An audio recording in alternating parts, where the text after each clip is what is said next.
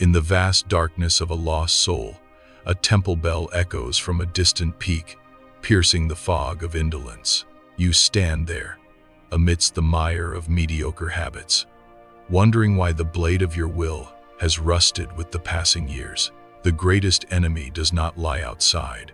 It does not reside in shallow temptations. It lives within the weak breath of a soul that has surrendered to comfort. You excuse procrastination in the name of rest. You indulge in laxity under the guise of freedom. But look closer, this is not freedom.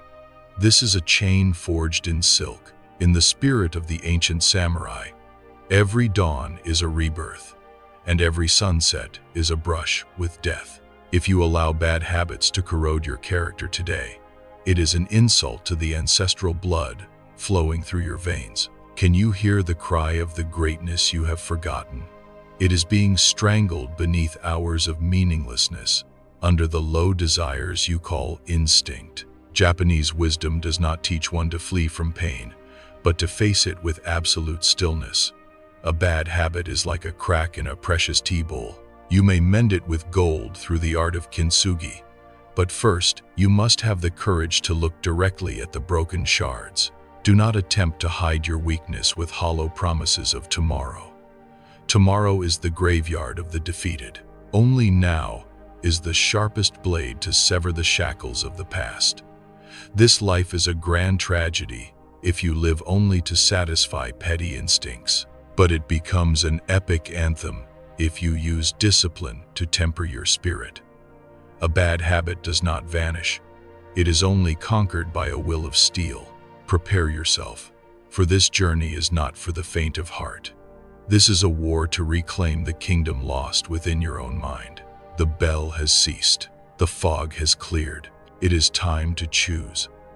Either continue to rot in ease, or stand, draw your sword, and begin the execution of your dead habits. Do you dare? To conquer the beast within, one must first have the courage to name it. There is an ancient ritual of the soul known as Hansei, the art of ruthless self-reflection. It is not a mere admission of guilt, but a spiritual autopsy. You must lay your failures bare upon the cold stone of truth and look at them without the mask of ego. We often live as if we are blind to our own decay. We call our laziness fatigue and our addictions necessity. But Hansei demands a brutal honesty that draws blood. To change, you must first admit that you have been a traitor to your own potential. Every time you chose the screen over the scroll, or the bed over the dawn, you betrayed the warrior you were meant to become. In the quiet halls of a Zen monastery, the silence is heavy, weighing upon the conscience. You must create such a silence within yourself. Ask your soul, who have I become in the absence of struggle? If the answer fills you with shame, do not turn away. Shame is the fuel of transformation. It is the fire that tempers the soft iron into a katana. The Japanese believe that an unexamined life is like a garden overgrown with weeds. Eventually, the weeds will choke the spirit until nothing beautiful can grow. You have let the weeds of distraction and indulgence take root. Now, you must go into the garden of your mind with the sharp edge of Hansei. Cut away the excuses. Burn the justifications. Do not weep for the time lost. To mourn the past without changing the present is merely another form of indulgence. Instead, let the weight of your mistakes settle into your bones. Feel the gravity of your wasted years. Let it become so heavy that you can no longer bear to stand still. This is the beginning of the end for the old you. The man who failed yesterday is dead, but only if you have the strength to bury him. Hansei is the funeral of your former self. Only in the ashes of who you were can the seeds of a new discipline begin to stir. The mirror does not lie. The question is, can you bear to look? After the funeral of the old self comes the grueling labor of reconstruction.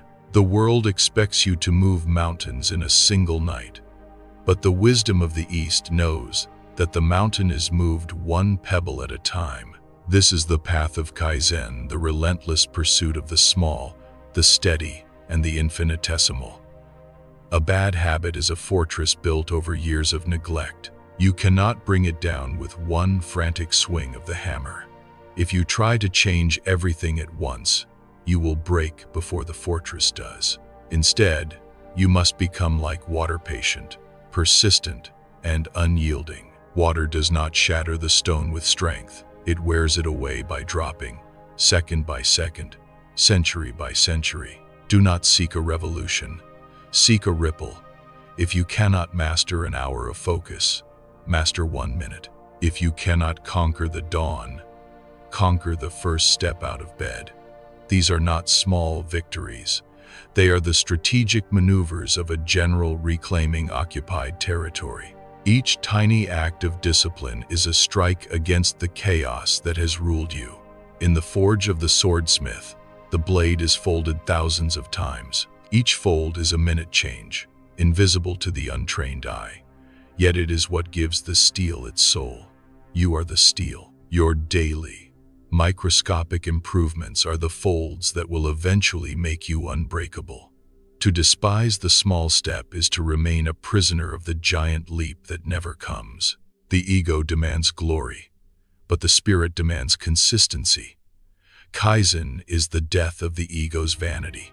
It requires you to be humble enough to start small and brave enough to never stop. When you choose the path of the 1%, you remove the oxygen from your vices.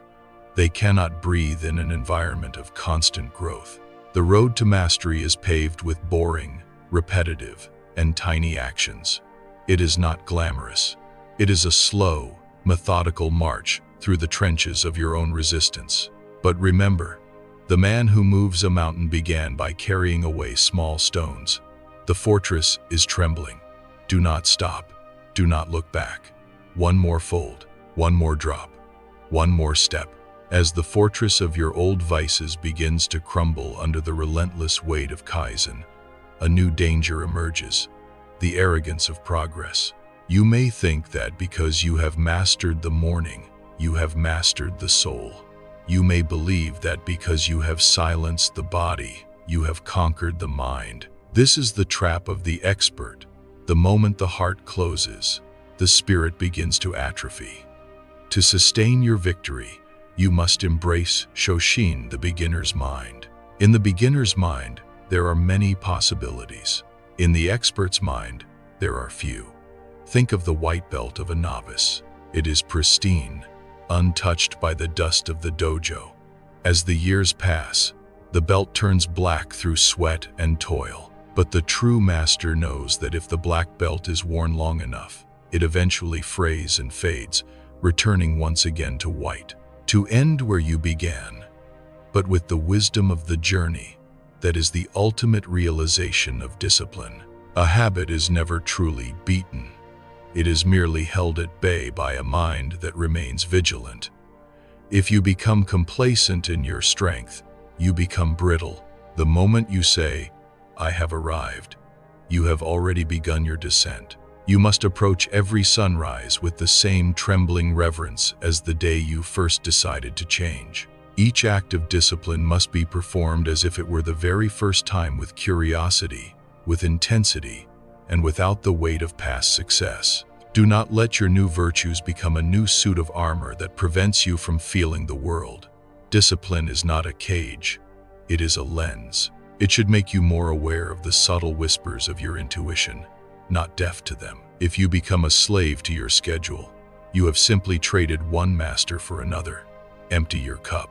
If your cup is full of your own accomplishments, there is no room for the fresh water of the present moment. Every day is a new battleground. Every breath is a new opportunity to fail or to flourish. The warrior who thinks he knows the outcome of the battle has already lost his edge. Stay hungry. Stay empty. Approach the altar of your daily rituals with the heart of a child and the hands of a master. The path has no end, and that is its greatest beauty. The final trial is not one of strength, but of endurance. As you march further into this new life, the world will conspire to pull you back. Life will bring storms, grief, exhaustion, and the cold bite of failure. In these moments, Your techniques and your philosophy will be tested by the ultimate fire.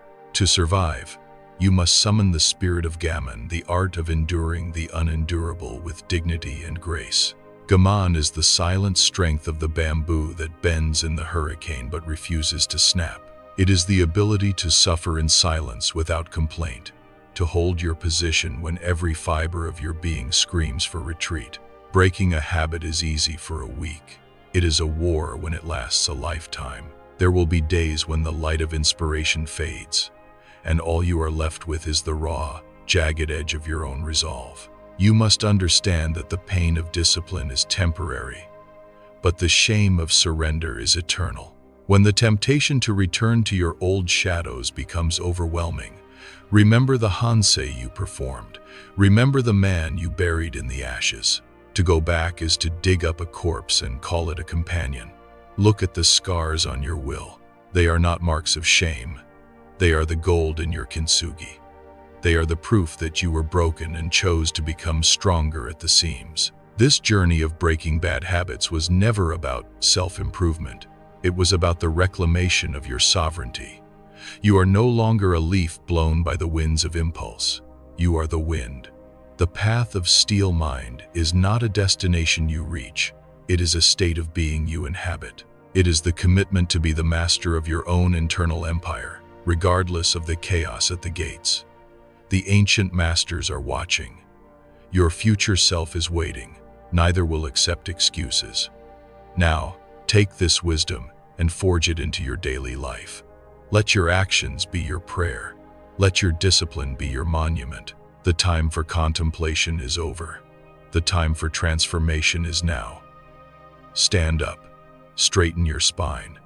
Fix your gaze on the horizon. The sword is in your hand, and the path is beneath your feet. Do not just live.